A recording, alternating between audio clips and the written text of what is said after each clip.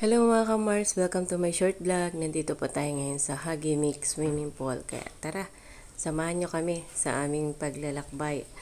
At itutur ko kayo kahit saglit. Para... Tinday! Pag una pong nakuan. Asa pa man?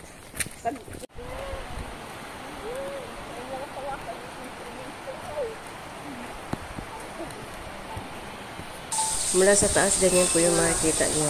Yan, ganyan kaganda. Baba po tayo para malapitan natin yung Hagimik. Ang entrance po dito mga ka-Mars, 20 lang. Sulod ta sa Hagimik Swimming Pool. Maligo na ta. Maligo na ta.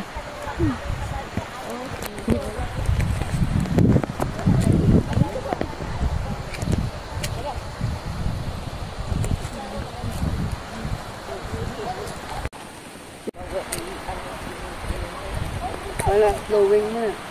Di ka mo sa rante ako. Siguran, no?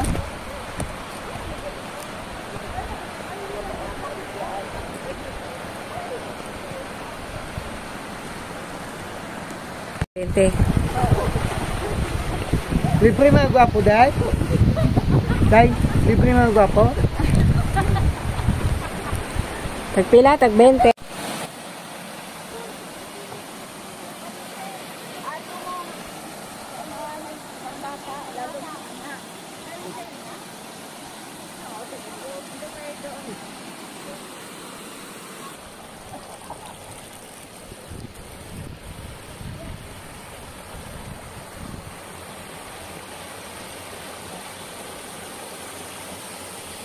Ganyan po kalinis ang tubig, flowing water po na siya mga ka-Mars. May mga cottage po sila, 200 po yung rent. Pag hindi naman kayo magtatagal, pwede naman kayong gumamit sa cottage kahit saglit lang. Basta hindi lang kayo magtatagal. Pero pag gusto nyo tumagal at dito kumain, ihaw-ihaw, yan, pwede kayo mag-rent dyan. Meron din mga maliit na cottage. Ayan po yung view na nakikita nyo dito. Pag pumunta kayo dito, magdala na rin kayo ng food kasi malayo po yung tindahan nila. Hindi pa open yung tindahan nila. Kaya, bring your baon talaga. Pag may kasama kayong bata, hindi naman nakakatakot kasi may pambata at may matandang pool.